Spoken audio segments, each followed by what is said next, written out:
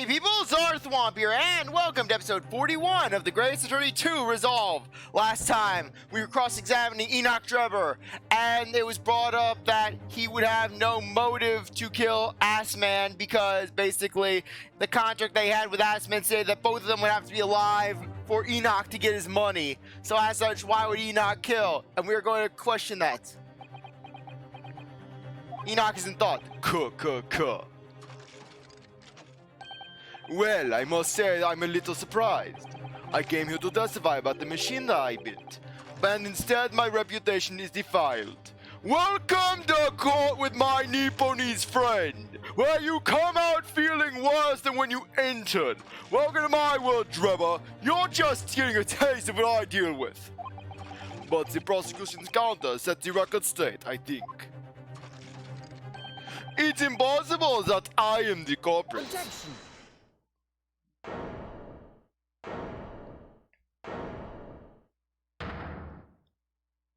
At the beginning of this trial, we believed that there was only one birdcage. Yet now we know there must have been two. In other words, there was more to this demonstration than we realized at first. I think it's abundantly clear that the same applies to the culprit. Get to the point! The stage demonstration was constructed and set up in its entirety by you, Mr. Drebber. Therefore, it's inconceivable that you had no hand in the events that transpired. So if circumstances mean it's impossible that you could have carried out this crime yourself, it points to the fact that someone else was involved. Someone else? Counsel, are you suggesting? Yes, my lord. Mr. Drebber had an accomplice. Objection. Why would he need an accomplice? Look at him! He has a badass robot arm! What help would he need? He has a badass robot arm, an epic theme song, and dance moves that would throw all of us under the table! What else could he possibly desire? An accomplice now? Well then, I presume you're prepared for what's to come? Now that you're accusing not only this witness, but someone else of the most serious of crimes, now I was more than content to accuse my dear friend of committing. If these accusations turn out to be false, then make no mistake. The prosecution will demand an equally serious punishment for your slander. Well, counsel? Do you intend to pursue this course and formally accuse another party of involvement in this matter? What do I do here? At the moment, this is a little more than a hunch on my part. I don't know for sure if Drebber had an accomplice, or even if he's really the culprit here. One way or another, though, I have to make my position clear, as a lawyer. So what's my stance going to be? Did Drebber have an accomplice, or not? The defense is ready to name Mr. Drebber's accomplice. Somehow the two birdcages must have been switched. Everything points to that. Yet according to the coroner's report, that's not a possibility. That's when you start accusing the coroner. But that inconsistency in itself is a clue. Counsel. My lord? You have received a stark warning already. If you are nevertheless determined, then I must now ask you to identify this alleged accomplice by name. So, your answer, please. Who do you claim to have been Mr. Drebber's accomplice? Drebber was his own accomplice. Take that. No, Balazar Loon. He came in with the balloons. The name of the person in question is? What's wrong, my Nipponese friend? Surely fear doesn't bind your tongue now. It's a little late for that. Your people know no fear. Of course I'm afraid. After all, naming her in this capacity is definitely going to make waves. A lot of waves. I could very well turn every single person in this courtroom against me. I'm sure it will be all right, Mr. Naruto. Thank you, Miss Usato. The enemy always appears larger than life, but you'll appear exactly the same to your enemy. All right then, here goes. Oh please, I don't, speak for yourself, Susato, but frankly, I have never been intimidated by my Nipponese friend. However small he feels is how small he appears in my eyes. You've kept us waiting long enough. Your answer, counsel. Now. The person who colluded with Mr. Drebber in order to carry out this wicked crime is Scotland Yard's coroner, Dr. Courtney Sithe. What in the blizzard are you talking about? Dr. Sithe? The head of the forensics investigation team and the coroner who conducted the autopsy on the victim? And then Greg's involved. Oh yes, I agree fully with the defense. She has been on bold stat. She kicked me out of my own crime scene. Here I am, I'm just investigating, I'm just doing my thing, eating my fish and chips, and all of a sudden she comes in. Gregson, get out. Gregson, don't litter. Gregson, don't cry about how a 10-year-old girl's manipulating you.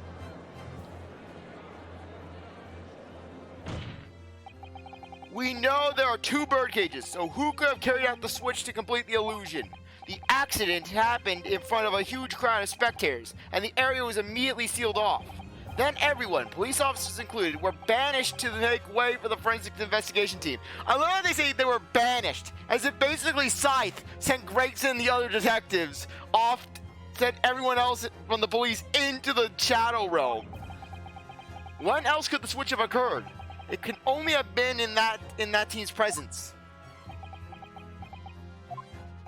It's essentially that the court determines exactly what happened following the incident. The defense demands that Dr. Sithe be summoned to the witness stand at once to testify.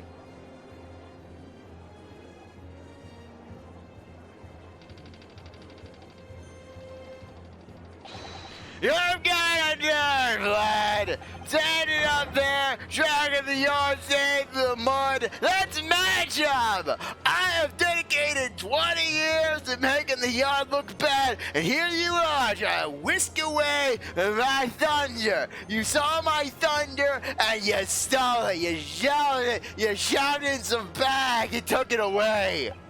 I didn't mean to. I know the woman very well. There is no better dead room worker out there. And it's not because she threw stuff at me the other day. It's not because she threatens me with a scalpel. It's not because she has punched me in the throat once.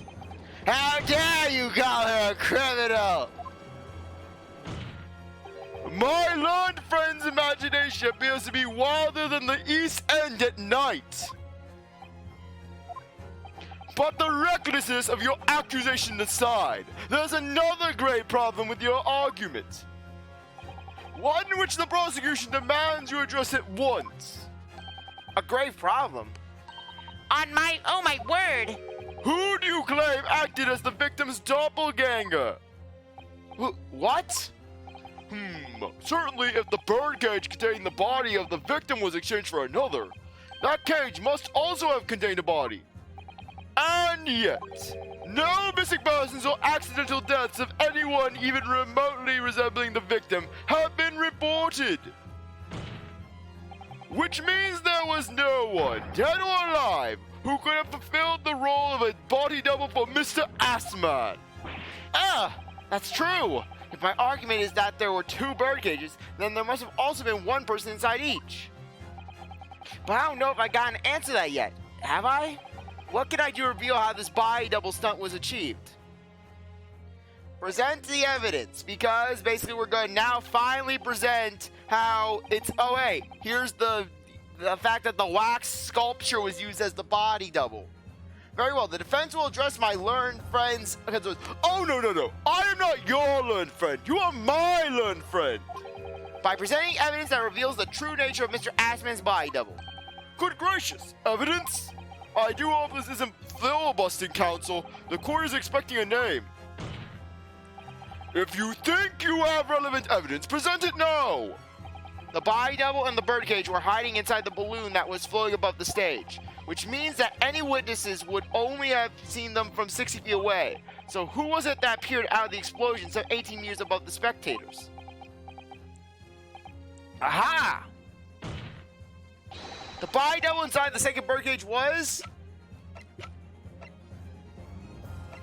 Take that!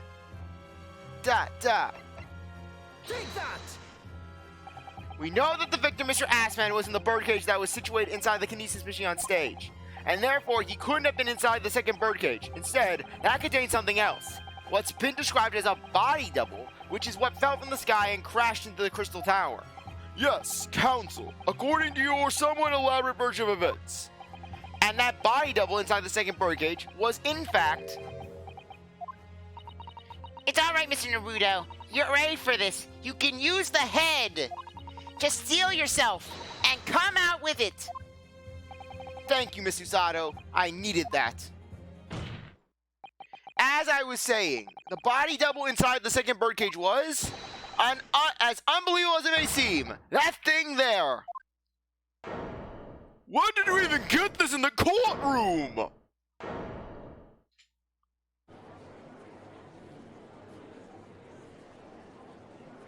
Objection!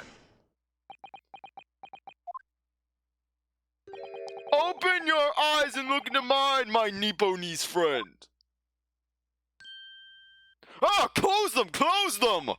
Now tell me, what are you playing at? Stand firm now, Ryunosuke. This is the time to show your Japanese spirit. As the court will observe, this is a waxwork model. Yes, and the sky is blue, your point. A model, in fact, of an infamous London murder from 10 years ago. The professor. Objection! What does this have to do with stuff? Now you're just stating random facts. What next? Are you gonna say that my wine is red?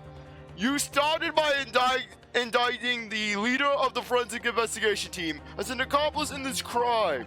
And now you moved on to indicting waxworks? When will it stop, my Nipponese friend? When will your reign of terror end? That leaves behind only a trail of confusion and disdain in its wake. Yes, that's about the size of it. But why? And why this waxwork? It looks nothing like the victim. In fact, it could hardly resemble him less. What possible justification can you give?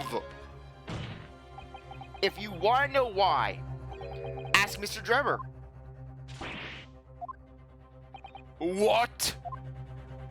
Just days before Professor Hairbrain performed his public demonstration, Mr. Drebber abducted this model from Madame Two Spells. Did you say abducted? And 2 days after the incident at the Great Exhibition, he returned it to the museum.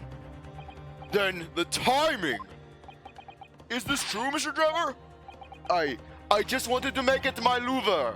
What, can the man not make love to a waxwork sculpture that he became enamored with? It was basically like that one movie with the mannequin. At first, I couldn't even see why Mr. Drebber would have stolen the waxwork and then given it back again. But now, the reason is clear. He took it so that he could put it inside the second birdcage as a body double for Mr. Assman. Ah! Objection! Are you hearing this, ladies and gentlemen of the jury? Are you hearing the defense's astonishing proposal? I swear, every time I go into court with you, my Lord Devotee's friend, it just gets worse and worse and worse. Between the omnibus fare and the accidental knife throwing and the gas and the stereoscopes and now this. Like I said, I could easily Van Zieks is the one normal guy who fell into the Ace Attorney universe and is loathing every minute of it. That the witness fabricated this vast machine with the intention of deceiving some wretched scientist. That he did so in collusion with the country's finest coroner on a public stage in front of a vast audience. Please, ladies and gentlemen of the jury, you have the power to put an end to this madness. And that, to effect the deception, he uses a waxwork model in no way that resembles the victim. Are we really to believe this far-fetched tale? What do you decide? Like I said, I could easily imagine Van Zieks going to the future. He's in court with Phoenix. His head explodes in the sheer irrationality. Phoenix brings the parrot to the stand. Van Zieks, he just explodes. Objection! Wait! Yes, if you put it like that, of course it sounds implausible. My lord, I need to speak, if you please. Go ahead, Mr. Foreman. Myself and my colleagues have reached an agreement. Very good. In that case, ladies and gentlemen of the jury, you will state your leanings to the court to hear now. Guilty. Guilty. Guilty. Guilty. Guilty! Kill me.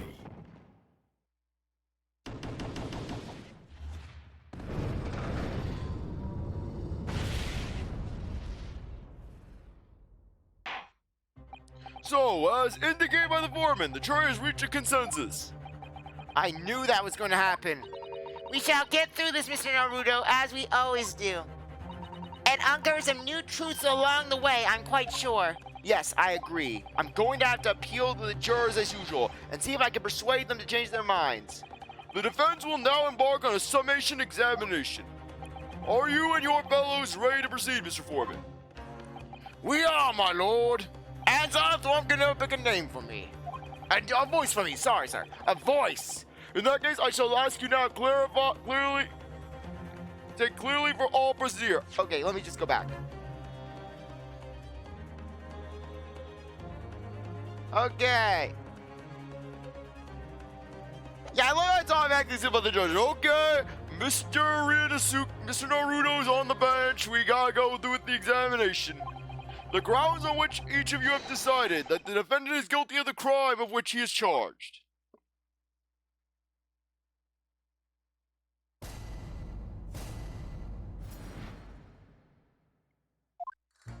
I've known that woman for years. She'd never be an accomplice to anything. It's utter nonsense to think that those two would ever be conniving with one another. I love how Hairbrain's photo there looks like a mugshot. I swear, it looks like something you'd see on a wanted poster. Oh dear. Oh dear, this is most troubling, but surely the waxwork the man stole is nothing to do with the coroner, is it? I have my own problems, members of the police. I do not trust them much. I've seen no rigorous proof that this waxwork was ever inside the birdcage. It's conjecture. Accuse is someone without right evidence. He's not a proper job, he is. I won't have it. Somewhat unsurprisingly, it seems the introduction of this waxwork model to the proceedings has polarized opinion. Given that its face is obscured and its build is in no way resembles that of the victim, I can only applaud my learned friend's temerity at suggesting it has Mr. Assman's body double. Yes, the applause is deafening. And yes, I know it seems extraordinary. But that's the point. That's why I have a strong feeling it's actually a greater clue than anyone yet realizes. What are you thinking, Mr. Naruto?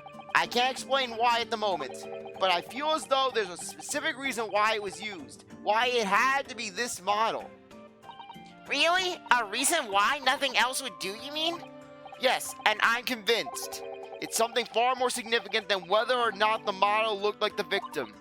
Well, if that's the case, we must prevent the trial from ending prematurely at all costs. Yes, agreed. I have to find a way out of this. If you are ready, counsel, you may proceed with the submission examination. Yes, my lord.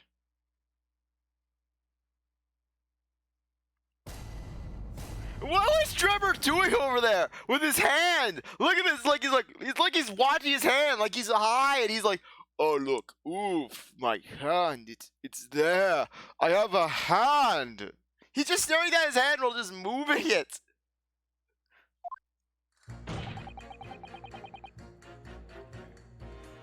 Okay, press.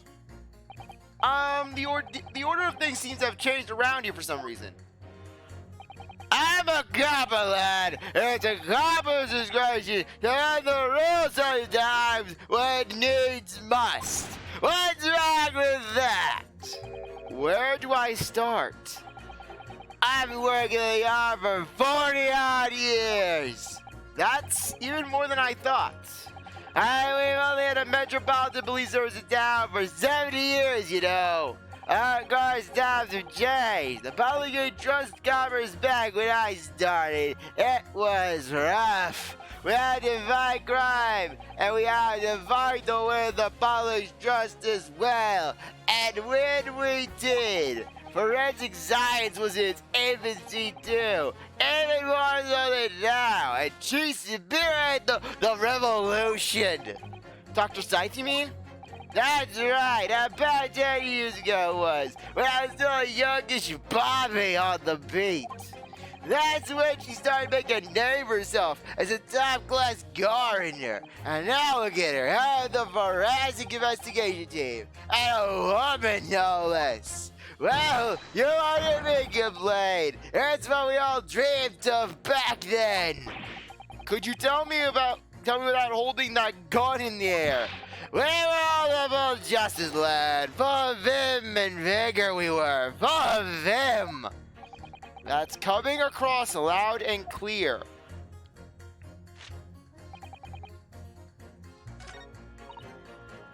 Okay.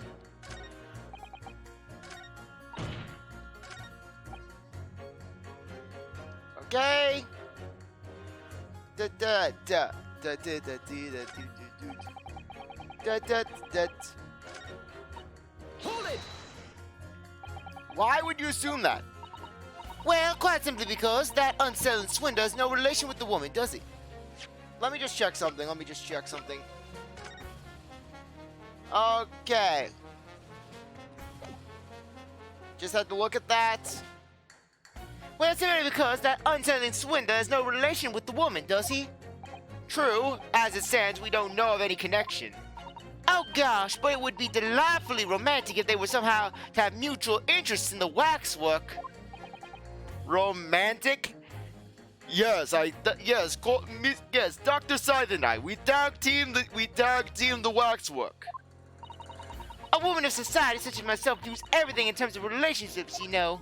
Yeah, so basically, this woman is shipping Scythe and Drebber together. Well, you learn something new every day, even if you don't want to. One might wonder about a possible relationship between the defendant and this coroner woman. Or perhaps between the defendant and the handsome prosecutor just there. And then Jessica, no! No!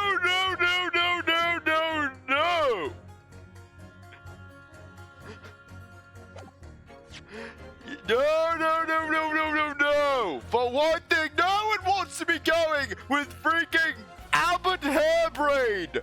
No! Albert Hairbrain is in no one's league! He's not even in the leagues! That's how low his league is! Anyone would settle for him! No one is settling for you, Albert! But The Rock! My mother says I'm handsome! No one's settling for you, Albert! Your mother was a liar! This woman may be more suited than I'm giving her credit for. If that's the woman's stance, then perhaps demonstrating some connection between the waxwork and Dr. Sithe would be enough. Yes, I agree. As soon as we have even a whip of a connection, she'll be the first to know.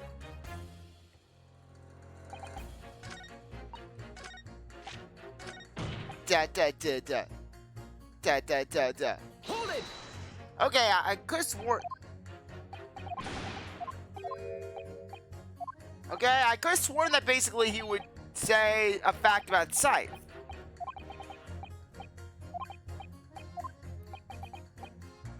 Da da da da da da da. Da da da da da da da da da da da da da da da. Da da da da da da da da. Okay. Hold it! What sort of problems? Let's just say that we ran into each other on numerous occasions when I've been performing on the streets. Right, I see. Obviously, artists such as myself cannot appear on stage as we work in close proximity to our audiences. So we perform our great magic in parks, on street corners and the like. But the police use any excuse to make our lives difficult. I don't like magic! I had a encounter with a Gramaye. He bit my finger. Excuse me. Okay, this is it. Do you have something to say? In response to that, Mr. Ottermole? Oh, you got a mass murder! Oh, sorry, my mistake. I got confused because I heard you look like him. I look anything like the man! You want me locked up, Sonny? Thanks, Mr. Sholmes. No problem, Mr. Naruto! Perhaps we can move on. I was really wondering if you had something you wanted to add in response to what juror number 3 just said. And clearly you do. Back in my day, back in the good old days, it wasn't like this. What was it like, sir? We could destroy the magicians. We threw rocks at them. And we blasted with the cannonballs. We worked our fingers to the bone to earn the public's trust we did. And by Jove, we earned it. People respect us back then. Respected you? No one would have called a coroner into question in them days. A coroner's report was the hallmark of the investigation done right, especially when Dr. Courtney Sithe put her name to it. It was the best of the best. The apple of the forces. Hold on a minute. What are you talking about? Who's Courtney Sithe? Ah, sorry. Got a bit carried away there. Stevens is Dr. Scythe's maiden name. And then at this moment, it's confirmed that basically one of the tenets of looking for a spouse in the Ace Attorney world is basically name puns. Basically, there's personality compatibility, romantic chemistry, and how well you can make a pun out of your and how well the pun name will basically fit with you. Okay, we read that right. Her maiden name, so that was before she was married. Ah, girls, yes, hell yeah, it's Scythe now, isn't it? Stevens. I'm sure I've seen that name somewhere recently. Anyways, the point is, those are the great days of policing. Not like now with your great detectives and your fingerprints and your luminol powder. Sorry to interrupt, sir. But do you think you could change your statement to include that name? Well, yes. Don't see why not. Yeah, we'll put you against number 2. Objection. Those two statements clearly contradict each other. Good gracious! To whose statements do you refer, counsel? So, juror number 2. Oh gosh, me? What can I do for you? I presume that you heard what juror number 6 said in his statement. It's brought to light the maiden name of the coroner, Dr. Scythe, which in turn has revealed a connection that was apparent before. Well, naturally, as a woman of society, I find such connections and relationships irresistible. But oh golly, I'm afraid I fail to see what you mean. Dr. Scythe's maiden name is Stevens, and through that name, the coroner is very definitely linked to the waxwork of the killer. The defense has evidence to prove it. My goodness, evidence you say? How? How utterly enthralling. Counsel, the court cannot overlook that last remark. I very much hope there's substance to your claim. Of course, my lord. I would ask the court to look at this. The evidence that clearly links Dr. Scythe to the mass murder known as the Professor. Autopsy reports. I have here a certain autopsy report from 10 years ago. A 10-year-old autopsy report? What relevance does that have? It is, of course, from the autopsy of the person portrayed in the waxwork, the killer known as the Professor. The Professor's? But that man was a capital offender, so... That's right. This is the certification of death that was drawn up after the convict's execution. The identity of the killer was never made public, so the report gives few details. But what's important is the name of the coroner who wrote it. Courtney Sithe. Oh my, Courtney Sithe. Strike a light! It appears the professor's autopsy was conducted by Dr. Scythe 10 years ago. And a few days ago, Mr. Drebber was very deliberately stole the waxwork of the professor from Madame Tuspel's. A waxwork that doesn't in fact resemble the victim, Mr. Assman, at all. And do you suppose there's some unsavory relationship between those events? Absolutely, I'm sure of it. There's no doubt in my mind that the professor's case is at the heart of a link that we have yet to uncover between Dr. Courtney Sithe and Mr. Enoch Drebber. Hidden links, mysterious connections, secret relationships. That is almost extraordinary. We're certainly obliged now to explore this further. My ship shall sail!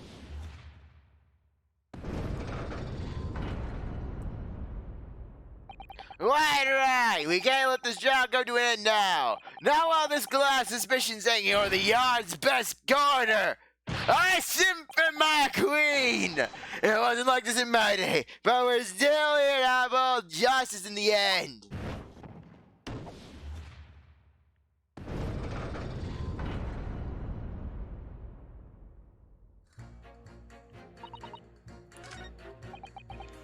Da da da da dee da da da da da. But you claim the whole today's kinesis demonstration was a trick. That all did, but there's more than one way to pull a rabbit out of a hat, isn't there? Sorry? I grant you, given that this carriage appeared from amidst the explosion, there'd have to be no need to use a real person.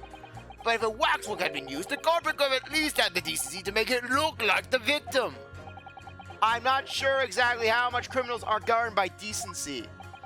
The point is, if you're going to make a claim about that waxwork being inside the birdcage, you need to use some evidence. Without that, it's just not science. I suppose we should expect nothing less than a logical argument from a fellow of the Royal Society. But that perhaps means his mind could be changed if we manage to present suitable evidence. Evidence that the professor's waxwork was inside the birdcage. Can I produce that or not? Yes, we can. We have evidence. Actually, I have something I'd like you to see, sir. Oh? I must warn you that I firmly believe it's only wise to trust men in white coats. So given your jet black outfit, I don't mind admitting to a sense of trepidation here. Coming from you, look in the mirror lately? So you don't trust anyone in black. Looking in the mirror must be very trying. Exactly. I do have some evidence that proves the waxwork was inside the birdcage, namely... Take that! What's that? A piece of glass? Though it's unusually thick for glass. Yes, it's a piece of broken glass that we found inside the jacket of the waxwork. As you say, it's now not ordinary glass though. It's very thick and clearly made for extra strength. Much like the special glass that was developed for the construction of the Crystal Tower. The Crystal Tower? Holy smokes! Exactly, the centerpiece of the Great Exhibition where the very incident we're talking about took place. On the day in question, the birdcage fell from above and smashed through a window of that special glass. From whence this small piece originated? Is that it? Precisely. So, what do you say? Now that clear evidence in support of the assertion has been placed before you. Well, as I said, I only trust men in white coats as a rule. However, when the reasoning is sound, it's fair to say that color shouldn't come into it. In light of what you've shown me here, yes, I feel obliged to change my position on the matter.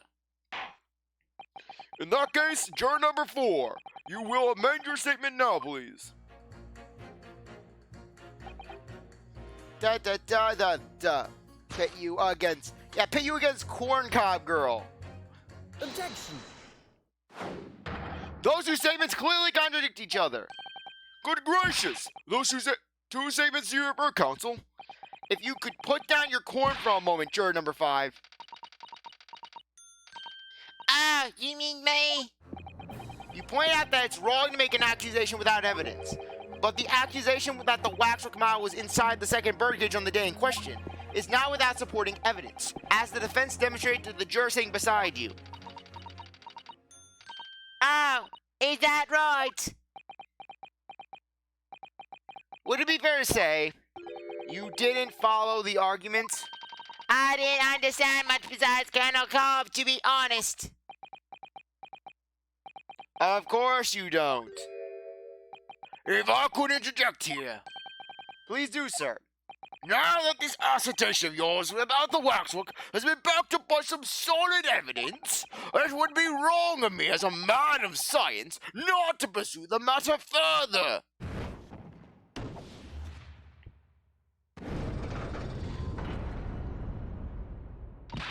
Ah, well, me too then. Sorry? If this brainy gentleman says he's right, then he must be. See, I wouldn't dream of going against Colonel Cobb or anyone who's got stuff in between the ears. Okay, this Colonel Cobb sounds like some sort of cult figure. I want to look something up quickly.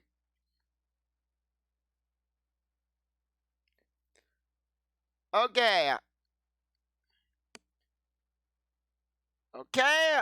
Yeah, I just wanted to check if that was a reference to anything, or if she's just some crazy corn girl. I don't know. Yeah, she's child of the corn.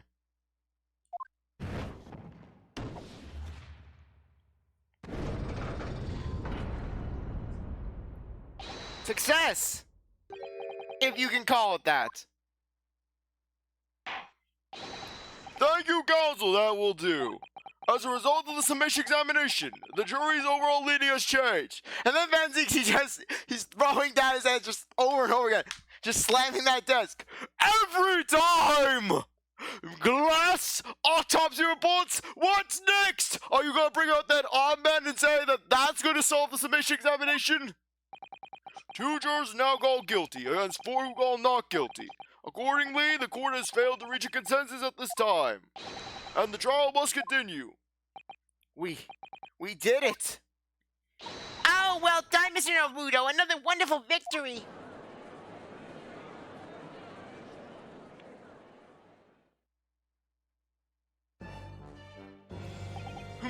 A waxwork of the despicable professor, used as a body double for the victim in this quite extraordinary case. I must say, it's extremely hard to believe the assertion could possibly be true. However, it would appear that it does at least warrant further investigation. It's the waxwork of the professor that links Mr. Drebber to Dr. Sithe. And I'm convinced that there's a special significance to that link. I don't know what you're hoping to prove, lad. I really don't. The truth, sir, by using evidence and testimony. Ah! If the court is to delve deeper into the alleged involvement of the waxwork in this case, then CzarThwomp should be ending the episode off now. Anyways, I think now would be a good time to end things off. I really appreciate that you stuck around to watch this episode. You're a great viewer, and I hope you're going to come back for the next one. If you like this video, like, subscribe, comment, share, do whatever they want. And with that, I'll see you next time. Bye.